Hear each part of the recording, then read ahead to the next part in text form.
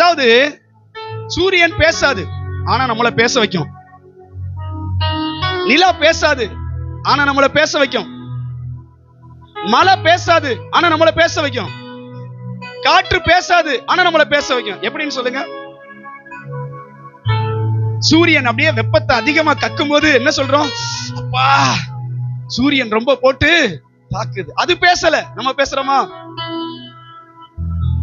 மழை சோர்னு பெய்யுது, அது பேசல, ஆனா நம்ம என்ன சொல்றோம்? மழை அடிச்சு ஊத்துது.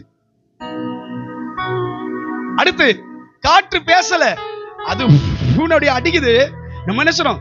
பாரு, காத்து பேய் காத்து அடிக்குது அப்படின்னு ஒரு ஆளை சொல்ல வைக்கல, ரெண்டாள சொல்ல வைக்கல, ஊரையே சொல்ல வைக்குது.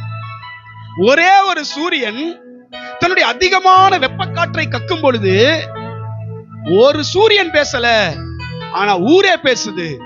அதான் வசனம் சொல்லுது, அவைகளுக்கு பேச்சும் இல்லை, வார்த்தையும் இல்லை, அவைகளின் சத்தம் கேட்கப்படுவதும் இல்லை. ஆனாலும் அவைகளின் சத்தம் பூமி எங்கிலும், அவைகளின் வசனங்கள் பூ உலகின் கடைசி பரியந்தமும் செல்கிறது.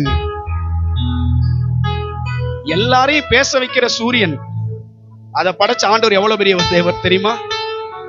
நம்ம ஆண்டவர் என்னமோ நம்ம வீட்டு பால்காரர் மாதிரி நினைக்கிறோம். நம்ம வீட்டுக்கு பால் ஊத்துறவரு, நம்ம வீட்டுக்கு நியூஸ் பேப்பர் போடுறவரு, மீனு மீனு அப்படின்னு கத்திக்கிட்டு வர்ற மாதிரி நம்ம இயேசுவ, நம்ம தெய்வத்தை பார்த்துக்கிட்டு இருக்கிறோம். ஆனால் சூரியன் பேசாது, ஆனா எல்லாரையும் பேச வைக்குது. மழை பேசாது, ஆனா எல்லாத்தையும் பேச வைக்குது. காற்று பேசாது, ஆனா எல்லாத்தையும் பேச வைக்குது. இவைகள் எல்லாவற்றையும் படைத்தவர் தான் கர்த்தராகிய இயேசு கிறிஸ்து.